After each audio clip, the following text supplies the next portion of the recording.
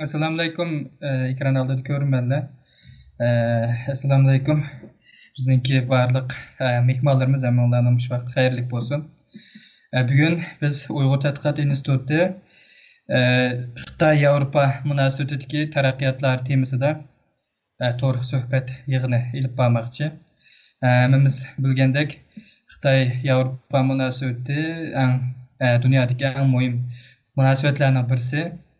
Bu Xitoy bilan Yevropa, ya'ni Yevropa ittifoqi bo'lib 1975 yili, ya'ni munosabat qurishga boshlagandan beri munosabati barbara yaqinlashib kelishga boshladi. Aradagi ba'zi davlatlar bilan texmo yaqin qo'yiq munosabatlar o'rnatishga boshladi.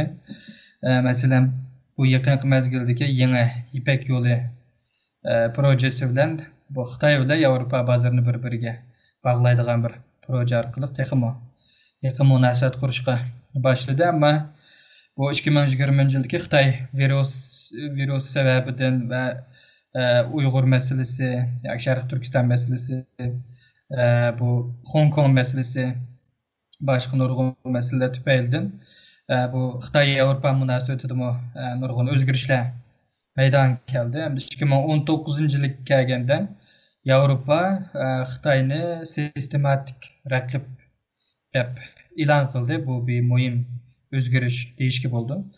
Shunga hamda bu hafta hozir bu Xitoy bilan Yevropaniki mablag' selish kelishimnomasi haqida bir suhbatlar ilib berilyotdi. Shunga bu munosabat bilan biz bu Xitoy Yevropa munosabatini bir ko'z tishlar uchun bu programmani ilib bordik. Programmamizniki aziz mehmonlari Dünya Uyghur Qurultayı'nınki Angliyadagi vakili Rayma Mahmud Hanım. Rayma Mahmud Hanım, hoş geldiniz. Yani bir mehmon olsa, bizning doimlik mehmonimiz Uyg'ur tadqiqot institutining mudiri, ayni vaqtda Dünya Uyghur Qurultayı'ning muavin raisi Erkin Ekrem Efendi. Erkin Ekrem Efendi, hoş geldiniz. Hoş bulduk. Yani bir mehmonimiz Uyg'ur tadqiqot institutining tadqiqotchisi Nijat Turg'un Efendi. Nijat Turg'un Efendi, hoş geldiniz. Hoş bulduk, rahmet. Biz endi programmamizni boshlasak, programmani oldi bilan bu Xitoy Angliya munosabati bilan boshlaylik.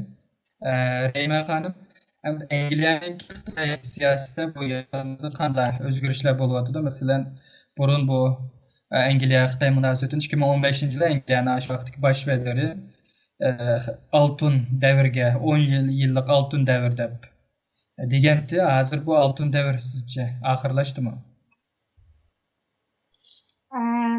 Menimcha oltin davri Angliyaninki oltin davri oxirlashdi deb o'ylayman. Chunki nurg'un siyosat jihatlardan cho'ng o'zgarishlar bo'lyapti. Bayam siz deb o'tgandek, shu bu virus, Xitoy virusi tarqalgandan keyin Angliya parlamentida ko'p Xitoyning virus to'g'riliq talash tortishlar bo'ldi. Albatta Uyg'ur masalasiga kelsak, Uyg'ur masalasiningki eng avjiga chiqqan yil shu yil desak bo'ldi, bu yil. Uningdan burun Hong Kong masalasi. Hong Kong masalasimi Xitoy bilan Angliya hukumatiningki masalasida cho'ng shu o'tirdagi to'qinishga cho'ng sabab bo'lgan masalalarning biri. Shuning uchun meningcha Angliya bilan Xitoy hukumatiningki orasidagi, ya'ni David Cameron vaqtidagi qurilgan oltin davri oyoqlashdi deb o'ylayman. Rayma xonimga ko'p rahmat. Erkin muallim, endi bu Xitoy bilan Angliyaninki bu tarixiy munosabat haqida bizga bir tushuncha bergan bo'lsangiz. Hem de bu iki devletinki münasebeti 1793'gece apakılı bolu dendi. O vakti da Mançur İmperiyası vardı. O vakti da İngiliz Mançur İmperiyadı bir konsolosluk içiş ve 5 liman, 5 port ne içişinki niyeti vardı. Diplomasi münasebet kuruşu var. Fakat o vakti da Padişah Çenlun bunu yaratmadı. Biz dünyanınki merkezde tutsak, bizde hemen nimi tutsak, sen hakkınki menslerini nimde pişirtimiz. Ama hediye ekegen saatte aşında sanayi mesulatlarını hem de o cin şeytanlarınki oyuncakları da başında yaratmadı. Ahırı şu bu bazağı kiremigenlikin Xitay bazırıga. Şundan ulan 1884'te bu arasında uruş çıktı, Afyon uruşu. Afyon uruşundan keyin Xitay muşu İngilizce'den bir narsa öğrendi. O bolsa muşu xalqaro degan narsani öğrendi. Yani dünya deganni öğrendi. Burun bu dünya degan hukm yo'q u Xitoychadanda. Yeryüzüde yalnız biz bağlı deb o'yladi. Ondan keyin xalqaro qonunning nim bo'lganligini shu ikki qitim Afyon urushi bilan o'rgangan bo'ldi. 1861'de bular şu vaqtidagi tashqi davlatlar bilan munosabat qurish ishxona degandek shunday bir ishxona qurdi. O keyingi zamanda Tashqi ishlar ministrligiga aylandi. Bundan keyin İngiliz bilan tijorat jihatdan hali cho'nqur bir munosabat qurdi. Çünkü o vaqtida İngiliz hem de G'arbning cho'ng davlatidir. Xitoy Sharqning cho'ng davlati. Her iki taraf şu ticaret cepte birbirine ihtiyaç duyuldu. O İngiliz güçlük olgandan keyin başka devletlerini tamponlaştırış için acizlap kalgan bu Mançur İmperiya İngiliz'e macık nime baktı, ihtiyaç var. İngiliz şu vaqtida şu Hindistan'a bağlanan hükümetin şu Şark Türkistan'da konsul kuruşta tırıştı ve Yakubet devleti vaqtida konsul baktı. 1943'te Ürümçi'de mi konsul kurdu. Yani jığıp kelgen çağda bu Xitay bilan İngiliz'nin münasebeti bek jirak, bek çoğunkur. Sözleydiğin narsalar yamancık. Vakti ip gidiyor deb o'ylayman. İngiliz'ninki asta şu 2. Dünya urushidan keyin asta acizlangandan keyin Amerika onunki yerini xalqaradagi kuch yerini u olgandan keyin Xitoy shu Amerikani asos qilib munosabat qurishga boshladi. Va Angliya Amerika bilan yaqin bo'lgan munosabatdan tufayli Xitoy Angliya Amerikani birlikda oladi. Ama Xitoy dunyoga ichilgandan keyin dunyoninki birinchi iqtisodiy kuch va birinchi tijorat kuchi, ikkinchi iqtisod kuchga aylangandan keyin bu güçünü şu G'arbda, olup mu şu finans jihatda G'arbda bir güç tiklash uchun İngilizga ihtiyoch bor. Çünkü İngiliz xalqaroda şu finans ishlashda, şu pul muomala meselesinde naytı tecrübelik, naytı usta. Şununla bu Xitoyning renminbini dunyoninki cho'ng qilish uchun İngiliz bilan yaqin munosabat qurgan. İngiliz mi Xitoyninki bu cho'ng bozoriga, yani dünya nüfusunun 1/5 bu bazada. Bu bazarını küz tutup Cameron'un ki baş ministri olan vaxtıda nayeti yüksek, çoğunkur ve yakın bir münasebetini kurgan. Ama keyinki zamanda Xitoyning ki bu zo'ravonlik diplomasi siyaseti ve şundaqla bu insan hakları jihatdan, demokrasi jihatdan yani g'arbliklarni qo'llab kelayotgan qimmat qarashlar jihatda Xitoy bu nima dafsanda qilganligi hozir hamda Amerikaningki teşvik ve Avrupa'nın bazı devletlerinin teşvikleri hozir hamda İngiliz bilan Xitoyning orasındagi munosabatlar Rahima xonimning degandek burunqidek emas. Xo'sh. Bu Baynazı bizden iki mehmanımız sözlep ötdi. Bu Xitoy Angliya münasebetinden hem umumiy bir Xitoy Avrupa münasebetimi bara yiriklişiyotidu. Bu Avrupa İttifaqı bilan Xitoy Avrupa İttifaqının Xitoy siyasetidagi bu o'zgarishninki sabablari nima sizce? Rahmat, bu yerda bir muncha sabablar bor. Asli bu yerdagi munosabatlarning boshlanish qadamini bu yerda 2016-yilgi Xitoyninki bu Germaniyaning mashina demasaydigan Kuka deydigan bir şirket var.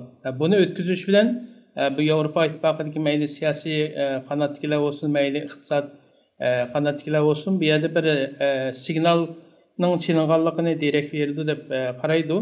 Bu çilingandan keyin Xitoy tədrici halda Avropa İttifaqıdakı nurgun yuqori texnologiyalik şirketlərə, andan keyin strategik əhəmiyyət olan şirketlərə bularning pay cheklamasi o'tkazish orqali asta-asta Xitoylar singib kirishga boshladi Avropa İttifaqıdakı. Bo'lib 2019 ga kelgan chog'da bu yerda ikki cho'ng jihatda o'zgarish bo'ldi. Birisi Xitoyni qanday tonish, ya'ni Xitoyni Avropa İttifaqı 3 xil nimadan tanıydı. Birisi ticari nimo hamkorlik jihatdagi bir nima sherik deymiz. Andan keyin iqtisodiy jihatdagi musobaqaga tushguchi, ya'ni kompetitor. Üçüncü nima bo'lsa, sistem nimasidagi raqobatchi, ya'ni bu 3 xil tonish bilan hozir Xitoyni tonish bo'lishga boshladi. Andan keyin praktikal holatdami Avropa İttifaqınınki Xitoyga bo'lgan siyosiy nimasida biraz o'zgarishlarning bo'layotganligini ko'rib olamiz. Masalan, o'zininki mudofaa xarakterlik ba'zi nimalarni qilyapti. Masalan, Xitoyninki tashqi nimadan kiradigan nimani o'zgartdi. Ya'ni Xitoy mablag' solgan chog'da buni tekshirib, qattiq nimada o'zgartiradigan, andan keyin texnologik sohalardagi mudofaa xarakterlik iqtisodiy islohotlar degandek. Andan keyin burun Uyg'ur masalasi, Tibet masalalarini, Hong Kong masalalarini ochiq oshkora unda deyishi ozdi. Bugünkü ko'pincha vaqtda yepiqliq diplomatik ishlarda deyildi. Bugungi kunda Avropa İttifaqının nimalarda Xitoylar bo'lgan eng yuqori qatlamli uchrashuvlarda buni ochiq oshkora so'zlayotdi. Nurg'un Avropa İttifaqidagi parlament a'zolarimi buni o'zimizningki bu yerdagi bo'layotgan zulmlar faqat zulm emas, o'zimizning qimmat qarashini qo'g'dash masalasi degan nim bilan bu yerda Xitoyga buni qattiq talab qo'yishga boshlayotdi. Degandek hem iqtisodiy manfaatdan hem texnologik jihatdagi raqobat hem özlerinin ikki kuchning o'rtasidagi manfaat to'qinushlari, andan keyin bu yerdagi qimmat qarashlarniki to'qinishlar sababidan deb bu bir necha sohalardan bularning bugungi kundagi munosabatlarning o'zgarishidagi asosiy sabablar deb tushunsak bo'ladi. Hem de hürmetlik Reyme Hanım. Hem de bu Angliya hükümetinin hazırki öktücü partiyalarninki bu Şərq Türkistan meselesiga bo'lgan pozitsiyasi qanday bo'ladi? Bir yıldan aldıda mesela parlamentga bir parça xat yazsaqmı cevap kelish intayin uzun vaqt ketadi. Bazı 2 gün, 3 gün saqlab bir barib bazı parlament a'zolariga yazgan şu xatimizga cevap elish uchun. Hozirgi bugungi kunga kelgan vaqtida o'zlari xat yozib menden mesela qandaq suallaringlar va qandaq talablaringlar va mesela adlikka parlamentda bir talash tartish bo'lmoqchi, buningda qandaq savol so'rasam bo'ldi degandek ashundaq bir nimaga keldi. Demakchi bo'g'nim bu ko'p sondagi millat vakillar hozir Angliyada 650 millat vakili var. Şu 650 millet vekilininki hazır köp sandikiler parlamentninki her xil talaş tartışlarda Uyghur meselesini nait aktif oturğa koyuvatıdı. Bunun sebep bo'lganmi şu tunji bulup Uyghur dostluk grubu kurulgan 2018-yilda bultur 8. ayda bultur 8. ayda Uyghur dostluk grubu kurulgan. Bu Uyghur dostluk grubudaki millet vekilleri özünün yakınları ve şununla Xitoy meselesiga, Tibet meselesiga, Hong Kong meselesiga ko'ngil bo'layotgan millet vekillerini shularga ta'sir ko'rsatib Uyghur meselesiga alayida ko'ngil qo'ydigan shunday bir shaklga keltirgan.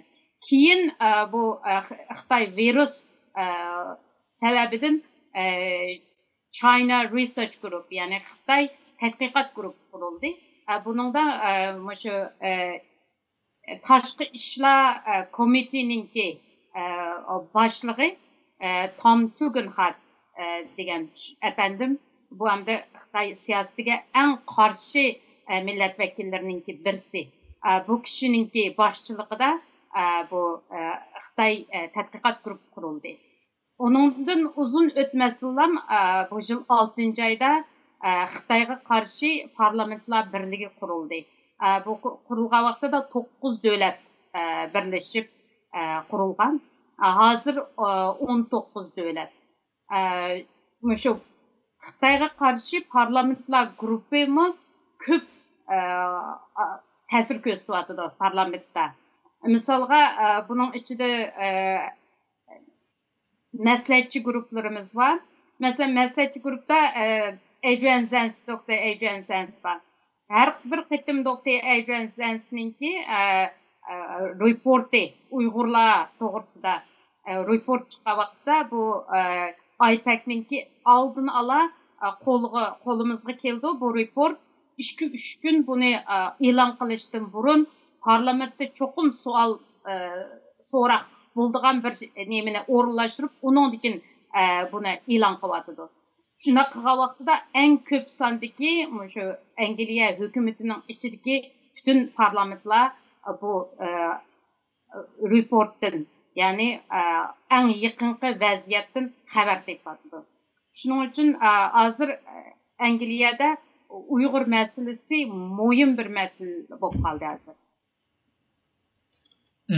Erkin muallim, hamda bu baya hozir so'zlab o'tdim. Bu Sharq Turkiston masalasi olsun, bu Huawei'ning 5G'ga qatnashish masalasi olsun, Hong Kong masalasi olsun, nurg'un masalalardan tufayli. Ya'ni umumiy jihatdan hamda Angliyaning bu Xitoy siyosati o'zgaryapti deyishga bo'ladi. Bu Xitoy hamda Angliyaning bu Xitoy siyosatining bu o'zgarishiga qanday pozitsiya bildiryapti?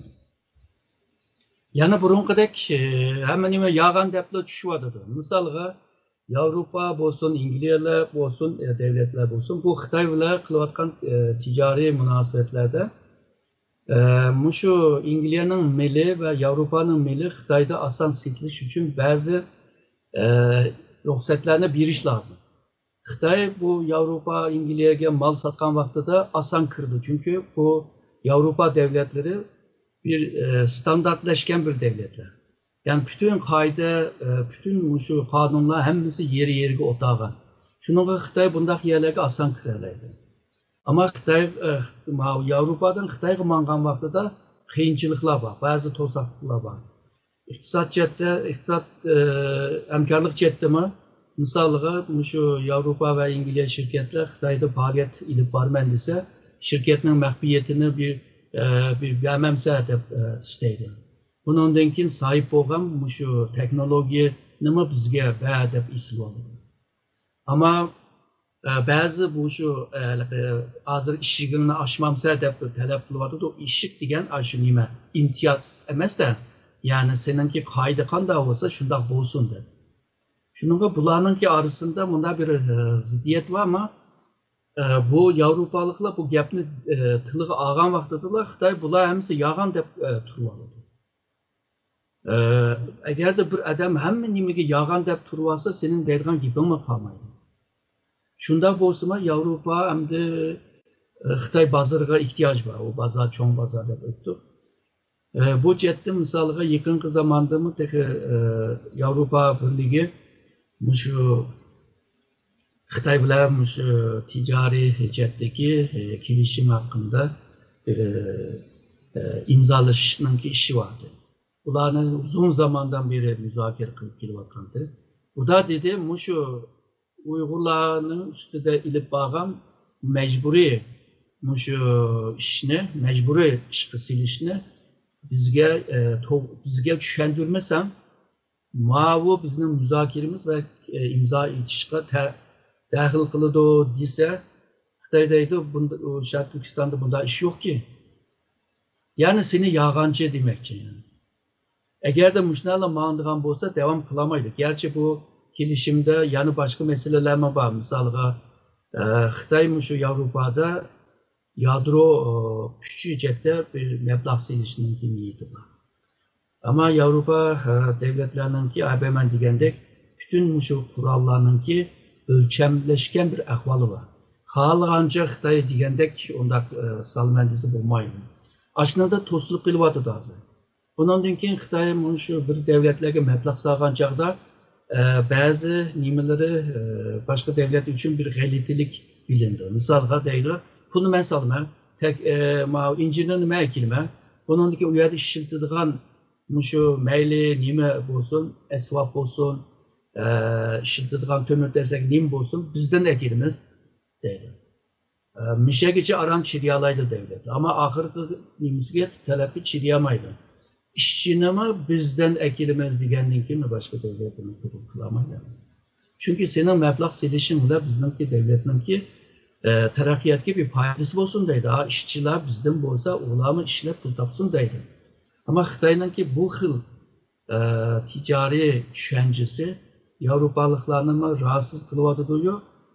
Gerçi Afrika'da, Asya'nın bazı ülkelerde kılıvadı da toğra. Ama Avrupa hemen degендek ölçemleşken bir devlet bolğan da asan bulmaydı. İngiliz mi yani şunlar. Şununla bu Avrupalıklar bilen hamkarlık kılgan ceriyanda Xitay Avrupa'dan aslında cık nesini püştüdü ve Avrupa'ya bekerek bağlangan bir vaziyette. Misalga Avrupa ile ilip bağlan ticaret sumu jukuremiş Amerika'çilik bağlı.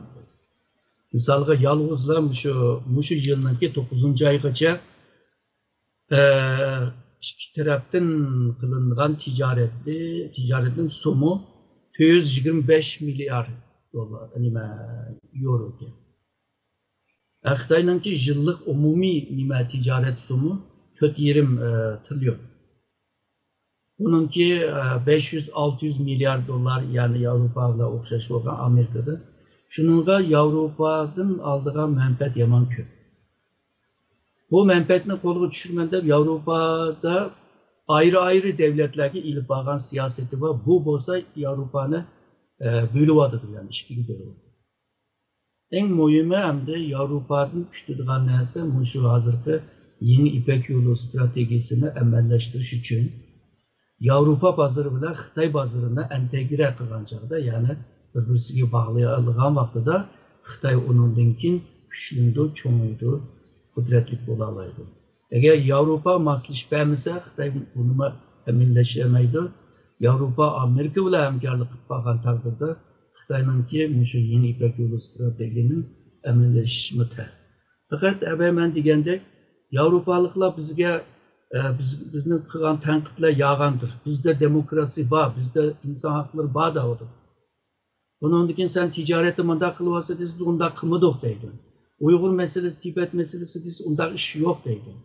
Şununla bu Avrupalı'nın bişimi ağır git vardı. Bu Xitay ile kanda mı iş ilip varamızda. Şununla bazıları bu Xitay'dan seskinlik. Şununla boldular bu Xitay ile karşı çıkayla bu koyunla bu işin. Olmaydı ki bu devletlerdi. Çünkü Xitay uçukla dedi, biz Garp'ınki kıymet karaşlarını kopul kılmayız. Hatta bizimkinin kopul kılınma da vardı. Şununla bulanınki arasındaki bu münasebet her iki tarafınki birbirine boğan o düşünce, o an, okşumağından ki bulanın arasında cideller hele bir devam kıldıgan dek durdu. Nicat Efendi hem de bu aldığın kaptan akbar yaptı burun Avrupa Parlamentosu'nda bu Şarkı Türkistan meselesi hakkında bu Xitay amaldarlarını cezalaş ve kararı çıktı. Sizce bu Avrupa İttifakı'nın Şarkı Türkistan'daki vaziyet doğruluk çıkargan bu kararnamesi nemini bildirdi yani? Aldan kapta çıkan 12'nin 17'si bilgenimizdeki nemi çıkardı. Avrupa İttifakı'daki Avrupa Parlamento'da bir kararname resolution çıkardı. Bundan bir yıl burun mu Avrupa İttifakı'da okşaş bir resolution çıkardı. Ama bu ikisininki farkı nemi degen çağda bu yerde biraz texmi keng dairede texmi güçlük boğan bir resolution çıktı. Yani karşısak bununki 18 noktani çıkış kılgan asasda Şarkı Türkistan'da Xitay'ın yapıvatkan siyasetini 23 türlük yapmakçı olan teklifnameni kuyuqluq buyadici. Avrupa İttifakı'daki herkes devletlerge, herkes institutlarga, anandikin Avrupa Amerika münasebetleri kandan imiş kılış gerek. Anandikin hatta Avrupa Parlamentininki çıkargan ilk Magnitski kanununu mu işgal seliş degendek için nurgun taraflarını öz çıkargan bu aldın qıtın güçlük çıkargan bir karar.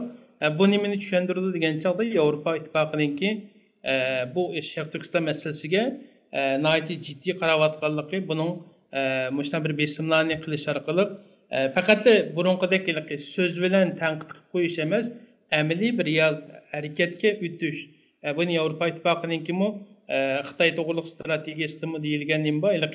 Burunqidek reaksiya bildirish emas, Xitoyning yapayotgan siyosatlarga aktiv holatda Xitoyning qilgan bu masalalarga aktiv holatda buni to'sishimiz kerak. Biz bir buni to'saydigan bir harakatlarni qilishimiz kerak degan bu narsani tushunib olamiz.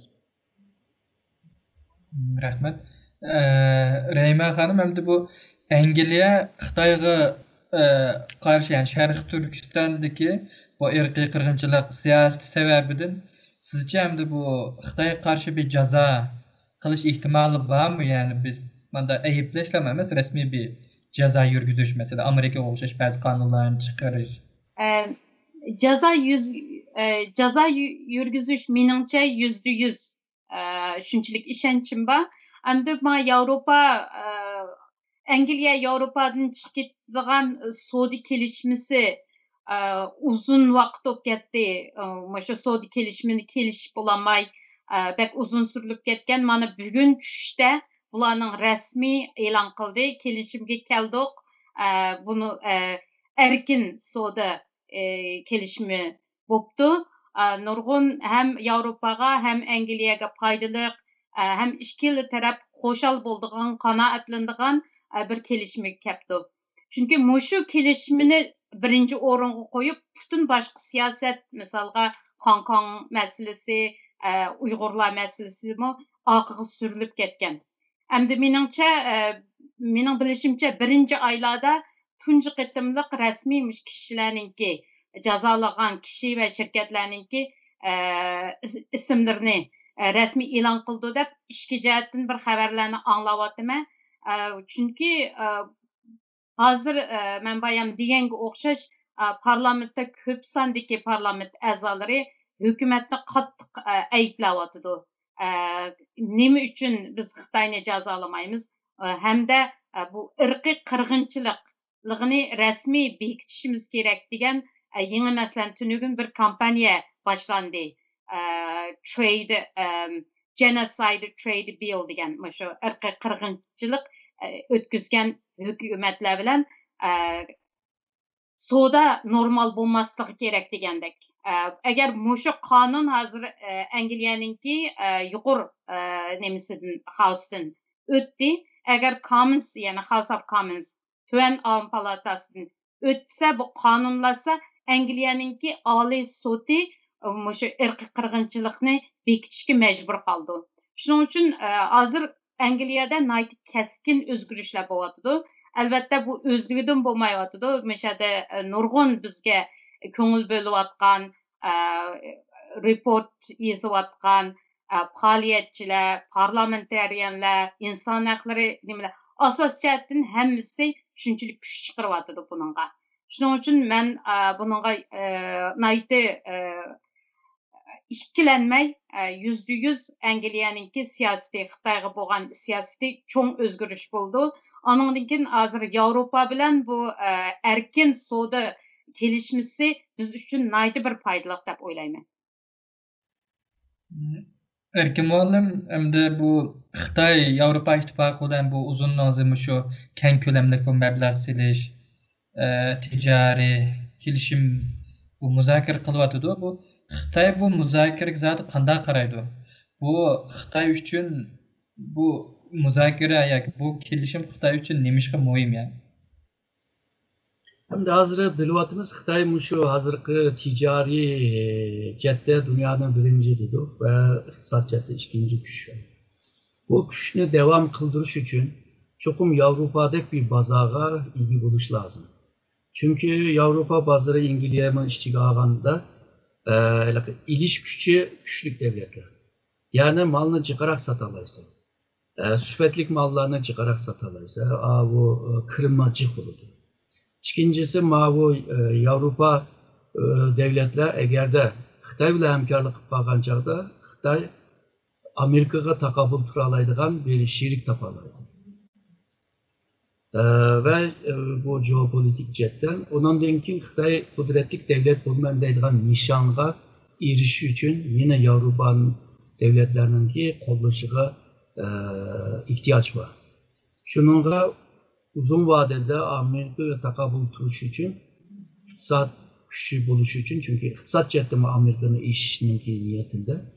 Bunu bu seviyede tutarılış için Avrupa devletlerine ihtiyaç var. Ama ben de ötkendek arasında nurgun meseleler var. Ama o meselelerini Xitay hal kılış taraftar emas, men merkezlik bir mesele sohbet kılaylı, müzakere kılaylı, talaş tartış kılaylı da vardı. Xuddi ben degan 1793'te şu İngilizce'ninki elçisi Xitayga bargan çağda Chandon'un degan gaplar bo'lgan. O George McCartney degan elçi Xitaydan qaytadigan vaqtida shu gapni degan. Xitay nəhayət bir çoğ devletke ama bu yıkılıp tökülüşününki aldıdaki ama onun kaptanı yaxşı bo'lğaçqa, perfektni aydıgan kişi yaxşı bo'lğaçqa hazır mingvadıdı ama o kaptan bir narsa bo'lib qolsa bu devlet çöküdü deb aşında xulası qilgan. Aşında bo'ldi.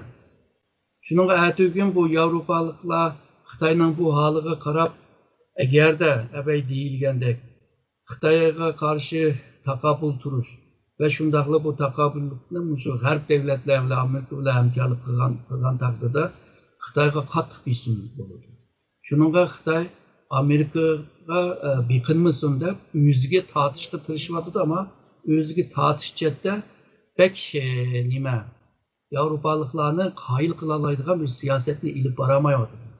Mana hozir Avrupalıklar besim ishlatyapti, ba'zi gizitchilarni tutib olsa, ba'zi shu huquq qonunlarni qo'g'daydigan odamlarni tutib olsa deb besim ishlatyapti. Mana bugün qo'yitishga boshlabdi bir qanchasi.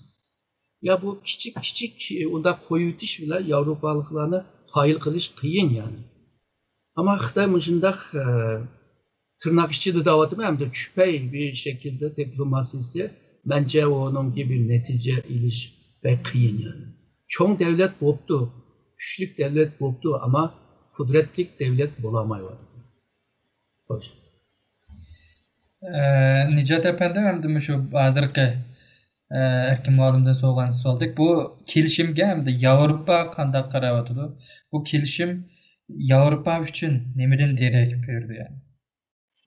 Aslida qarasak buni 25 tane konu vaqtidan o'tgan, endi to'liq funksiyasini ham qilmayotgan qo'sh taraflamalik bir nima bor.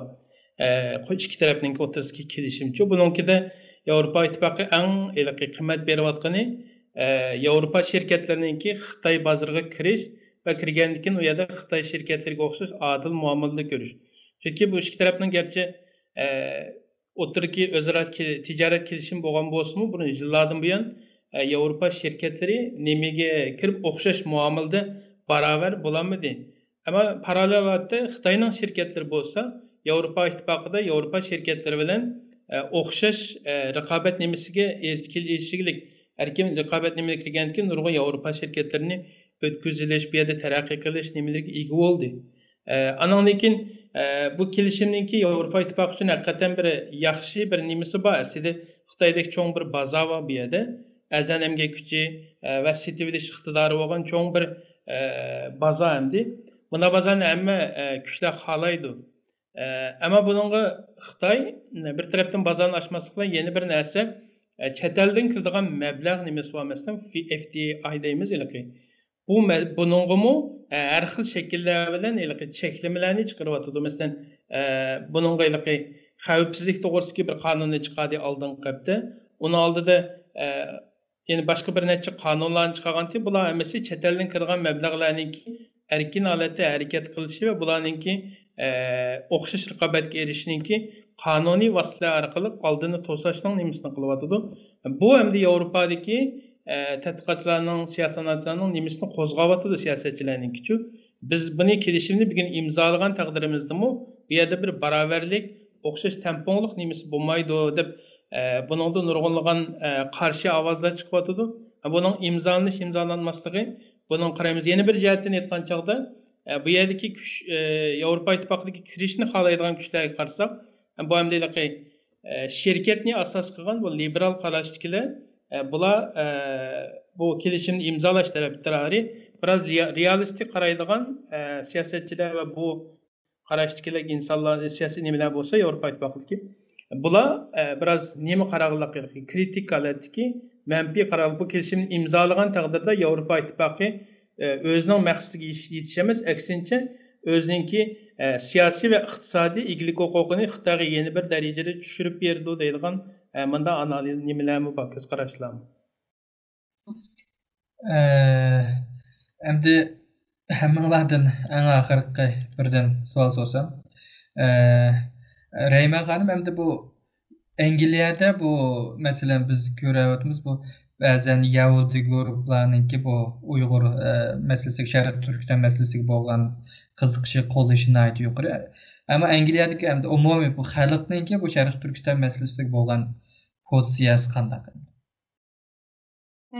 Burunqi qarg'a vaqtda hozir eşimiz Uyg'ur desa biladigan ko'p sondagilarmi diyolmayman, ammo ishqilib burun men 5 odamdan so'rasam balkim bir odam bilma o'qiman degan bo'lsa, hozir balkim 5 odamning ichidan bir ikkisi yo 3i shunaqa chiqadi. Endi bu Yahudilarninki Angliyada nihoyat kuchlik. Bularning men bular bilan birga shu kompaniya birga ip berayotgandan keyin bulardan uygundigan narsalarimizningki intayin ko'pligini his qildim. Bularninki shu zanjirsimon tashkilotlari bek ko'pga. Masalan, Angliyada bu tunji faoliyat Angliyada boshlandi. Shu Rana Kasan degan inson haqlari faoliyatchi tashkilot boshlagan. Onundan keyin bularning o'quvchilarning masalan ambassadorship deb o'quvchilar guruhlari var ki hozir Uyg'urlar uchun Students for Uyghur deb rasmiy bu kompaniya birinchi oyda rasmiy e'lon qilmoqchi. Hozir maktablarga xat yozyapti yosh bolalar. 16 yosh, 17 yosh bolalar bor. Hozir biz Uyg'ur qirg'inchiligini to'xtatish, ya'ni Stop Uyghur Genocide degan bir kompaniyani boshladik. Shu butun Uyg'urlar uchun faoliyat qilayotgan, masalan, shaxsiy o'zi yolg'iz namoyish qilayotgan har qanday kishilarning hammasini bir yerga to'pladik. Hammasini 2 haftada bir qitim yig'in ochamiz. Undan keyin shu yig'in orqali kim nima ish qilyapti, qaysi ish qilamiz, u ishni butun hammamiz tan qo'llay olamiz degandek, bu hamda asosliq butun xalqni asos qilgan grassroot level deb qo'ydi. Shu eng xalqni qanday qilib diniy jamoat, masalan, masjidlar, sinagoglar, xristian cherkovlar, uningki maktablar, ashundaq o'xshamagan tashkilot o'rinlarga buni qanday sistemliq insonlar oson tushunadigan va oson qila oladigan ishlarni ularga bo'lib berish, vazifa berish degandek kasbiy kampayn qiladigan kishilar bizga o'rgatyapti va shu yo'l yo'riq ko'rsatib endi butun Angliyaninki xalqininki ko'p sondagilarninki qo'zg'alishi uchun harakat qilyapti. Shuning uchun texi yana hozir butun Angliya xalqi bilib ketdi bizni deyamaymiz, ammo qildigan ishlar jiq. Qildigan ishlar ko'p. Ko'p rahmat. Erkin muallim, endi bu biz bu Yevropa bilan Xitoyniki bu tijoriy kelishimnomalarni dedik. Agar bu kelishimnoma muvaffaqiyat qozonib qolsa, bu Xitoy Amerika munosabatiga qanday ta'sir ko'rsatadi? Bence Avrupa devletleri Xitoy bilan shu ticaret ve iqtisod chetdan belki kelishadi. Ama qolgan shu misolga qimmat qarashlar chetda, onun keyin abadiy deyilgandek bularning orasındagi munosabat sistematiklik bir rekabet münasebeti mi var?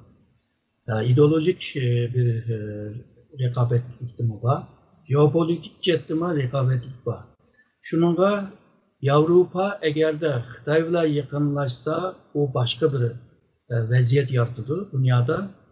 Avrupa, Xitay mı emas, Amerika emas, öz aldığa bir güç olup oturup çıksa, o başka bir dünya yaratıdı.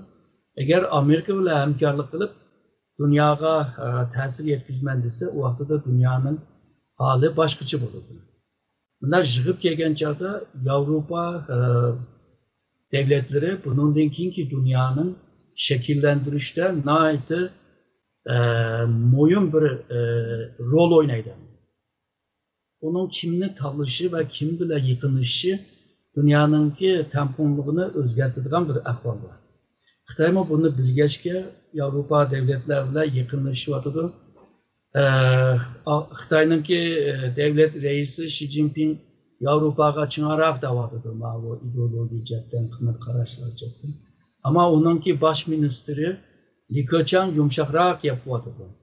Yani iki xil oyun oynavatıdır. Bunu hele ki yaxşı sakçı, eski sakçı deyilgan bir oyun var. Şunu oynavatqandek turdu. Yani ebek men degendek arasındaki bu meseleler hal olmasa yalğızla bir taraflık ticari ve iktisat ile bu iki tarafını bağlayamaydı. Uzun müddet bağlayamaydı. Eğer de Xitay'ın beşiğe bir çatak kip kalsa, o baza, ebek biz tola dedik, o baza eğer de acizlap kalsa, bunun için nurgun devletler o bazadığımı bir menfaat yapamayan için başka yere minişki başlaydı. Misalga Hindistan bazarı var, Endonezya bazarı var ve Asya, Tinç Okyanusu'da nurgun bazarlar var. O bazarlarını birleştirilaydıgan imkanlama hazır. Şununla bu Xitay eğer de bunda mani verse, Avrupalıklarına eğer de tiyirlik koysa, bu vaxtda Xitay Avrupa'nın güçlüdüğün o əbəyüzlüdüğün o nurgun mənfəətlərini qoğlayamay qalıdı deyip oylayım. Nicat Turgun Efendi, hem de bu sualdaki mesela eğer bu kelişimname emelge eşip kalsa bu Xitay Avrupa Amerika münasebetiga qanday ta'sir ko'rsatishi mumkin agar amalga oshmasa? Hozirgi mavjud vaziyatdan qaraganchag'ida buning eşit nisbati unda yuqori emas bo'lishi mumkin. Balkim oxir biroz so'zilib yana davomli turda muzokaralar olib berilishi mumkin. Ammo yangidan saylangan Amerikaniki prezidenti John Bidenninki degan nimalardimi o'sha transatlantik ittifoqning nimasini asliga keltirish va kuch jonlantirish nimasi bor.